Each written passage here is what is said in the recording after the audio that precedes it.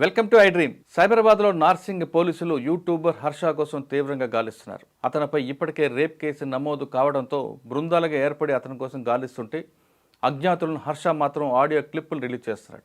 ఇప్పటికే ఆమెతో తనకున్న సంభాషణ ఒక ఆడియో క్లిప్ రిలీజ్ చేసిన హర్ష ఈరోజు రెండో క్లిప్ని రిలీజ్ చేశారు. ఆ క్లిప్లో చాలా స్పష్టంగా ఇద్దరి మధ్యన వ్యాపార సంబంధాలపై ఉన్నట్లుగా తెలుస్తుంది. ఒక్కసారి ఆడియోలో ఏముందో విందాం. 5 years back we had liquor license business. Okay. Liquor business లో లైసెన్స్ వేరే వాళ్ళకి ఉంటుంది, షాప్ మనకు ఉంటుంది. ఓకే, ఏదైతే ఫర్ ఎగ్జాంపుల్ నెలకి నేను 10,000 సంపాదించుకున్నానంటే వాళ్ళకు ఉన్న షేర్ వాళ్ళకి వెళ్ళిపోవాలి. ఓకే, ఇప్పుడు ఇదే లైసెన్స్ నేను వెళ్ళి కొనాలి అనుకుంటే నాకు రాదు, వయసు లేదు. రెండోది ఏంటంటే దానికి టెండర్ ఫిల్ చేసుకోవాలి. మూడోది ఏంటంటే ఆ టెండర్ కూడా చాలా బొమ్మిన తిమ్మిన ఉంటాయి. అది ఆ గేమ్ అంతా ఎవరు స్ట్రైట్ గా ఆడరు. So it was almost like we were under somebody and వాళ్ళ కోసం మనం పని చేసాం. ఓకే, వాళ్ళకి షేర్ బిజినెస్ లో ఉండి ఓకే, మళ్ళీ ప్యూర్ అదొక వేరే లెక్క టైప్ బిజినెస్ అన్నమాట. ఓకే, సో అది చేసిన తర్వాత the owner suddenly expired. Okay, so ఏమైందంటే బిజినెస్ టోటలీ మనకి ట్రాన్స్ఫర్ అయిపోయింది. బేసిక్లీ ఇన్ దట్ బిజినెస్ మనకి ట్రాన్స్ఫర్ అయింది. ఆ ట్రాన్స్ఫర్ అయిపోయిన తర్వాత ఏమైంది, ఆడు కొడుకు వచ్చేసి he was literally tracing me, where is this girl who is running this. Okay, because exactly తండ్రి తర్వాత కొడుకుకి పోవాలి కదా.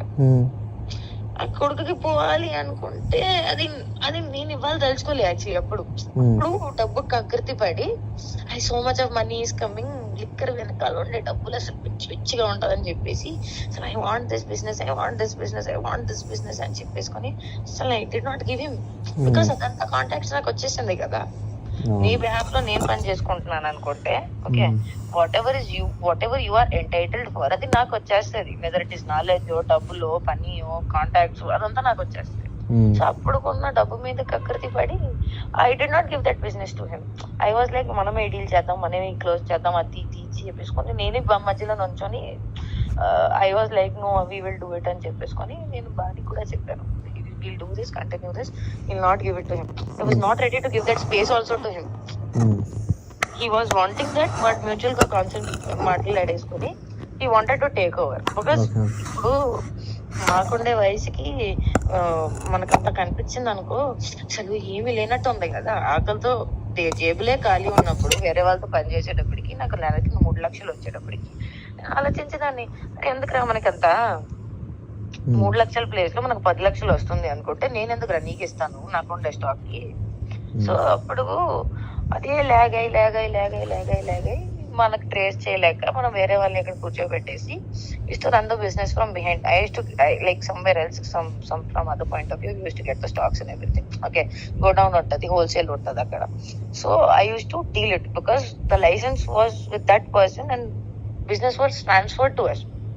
ఓకే, అవి that man to literally wanted to kill me. Literally. నిజమే అది నిజంగా నా మెడ యూ నెవర్ ఇప్పుడు గమనించలేదు, but I'm just saying that నా నెక్ లో ఒక లైన్ కట్ట మార్క్ ఉంటది. Literally it was like on the Madhapur junction. నేను జస్ట్ ఒక కార్ దిగి జస్ట్ నడుచుకుని ఇక్కడ నుంచున్నా, నడుచుకుని రెండు అడుగే వేసుకుంటాను, బాగా అక్కడ నన్ను వదిలేసి వెళ్ళిపోయారు. Two boys on bike, literally ఒక్కటి వచ్చేసి నా చైన్ దగ్గర లాగేసుకుని అసలు ఆల్మోస్ట్ కత్తితో నా చైన్ వల్ల నేను బతికిపోయాను అనుకో, just slight mark on it. అప్పుడు మాకు ఒక పెద్ద బాస్ ఉండేవాడు, హీ సెడ్ మిత్ర స్టాప్ ఇట్, అమ్మ వదిలేసి అమ్మ. మాకు పరిచయం అన్నాడు పెద్ద ఆయన, మళ్ళీ ఇది వేరే దాంట్లో ఉంటది అని చెప్పేసుకొని ఈజ్ లైక్ అమ్మ వదిలే అమ్మ, మనకి ఇదంతా అవసరం లేదు. ఎందుకంటే ఇప్పుడు నీకుండే వయసుకి నువ్వు వాళ్ళతో గొడవ కూడా పెట్టలేవు అంటే ప్రతిసారి నాకు ఆ వయసు విషయం ముందుకు వచ్చేస్తుంది. నీకు అర్థమవుతుందా? Even if I want to do something కొంచెం సరే అమ్మా మనకు మంచితనం ఎందుకు అని చెప్పినా ఆలోచించినా కూడా అది వదిలేసినా కూడా నాకుండే సర్కిల్ పెద్దోళ్ళు అందరూ ఎలా అంటారంటే నువ్వు అమ్మాయివి, నువ్వు ఇలాంటివి ఎందుకు చేస్తున్నావు. ఇప్పుడు ఎవరికి తెలియదు కదా నాకు డబ్బు కావాలి, అవును. నాకు డబ్బు కావాలి, ఎందుకంటే శాశ్వతంగా బతికే సమాజంలో మాకు తిండి పెట్టలేదు ప్లేస్ లో మాకు ఎవరి దగ్గర అయితే పని దొరుకుతుందో అట్లా పని చేసుకొని అవతల బిజినెస్ మాకు ఇచ్చేసి expired and after that business is like almost in my hand. ఇప్పుడు నాకు అంత తెలివితేటలు ఉన్నా కూడా ఆ డబ్బు కకృతి పడేసి I did not leave it. నేను వదలేదు. అప్పుడు కూడా పెద్ద ఆయన వచ్చేసి లైక్ ఇదంతా వదిలేయమ్మా, ఇంత మనకి కరెక్ట్ కాదు, ఏ చెప్పినా సరే ఇలాంటి సంపాదన మీద నువ్వు ఇంక ఇంతసేపు ఉంటావు చెప్పు, వాళ్ళు నీకు ఎక్కడైనా పట్టుకుంటే ఏం చేస్తావు అని చెప్పి that was a conversation. And then అంటే వాళ్ళు మాకు కూర్చోబెట్టేసి మ్యూచువల్ లో కాన్సెప్ట్ లో అది వాళ్ళకి ఇప్పించేసారు. వాళ్ళకి ఇవ్వడంలో కూడా I was not happy at all. అంటే నాకు అప్పుడు చాలా అహంకారం, నాతో లాక్కోగలుగుతారా అనేది ఒక thought process. Then in due course of time I really realize that I earned so much. Okay, I earned XYZ value. I earned it. But now what I feel is, literally when they said, no, as a woman, that business is not good for you. Okay, future లో అయితే చేద్దాం అనుకుంటే ఈ business లో కాదు, వేరే దాంట్లో చేసుకో. ఎందుకంటే రేపు ఎవరికైనా తెలిసిందనుకో ఆ మిత్ర శర్మకి ఎట్టి వైన్స్ ఉన్నాయా అని చెప్పి మాట్లాడితే ఎలా ఉంటుంది, అంత గలీజ్ ఉంటుంది. అప్పుడు నాకు డబ్బే కావాలి. నాకు అంత గుర్తుండేది కూడా కాదు దట్ అవునా ఈ వైన్స్ అది కాదు అని చెప్పి. ఓకే, నాకు పని దొరికింది, నేను పని చేశాను, నాకు డబ్బులు. ఓకే, బికాస్ అప్పటికే I was like, I worked on so many very VVIP candidates, even for foreigners I have worked. Okay, and where I've seen they're so freaking rich. Okay, వాళ్ళకి ఒకటే కావాలి, they need loyalty. That is the reason I all the time keep telling loyalty. It's all because I've learned that from the most VVIP candidates, that if you are just loyal to them, okay, just loyal to them, you can be the part of the success and the money they have earned. Just be a part of their loyalty and they'll give you everything. అబ్బో మస్తుగా ఇవ్వలేని వాళ్ళు కూడా ఉంటారు కదా. నేనేమంటాను, ఇవ్వలేని వాళ్ళతో మనం ఎందుకు ట్రావెల్ అవుతాం, మ్యాటర్ అది. ఇప్పుడు నేను ఒకటి చెప్తాను. ఓకే, ఎలా చెప్పాలి దీన్ని, ఇప్పుడు what you are seeing today is not today's work.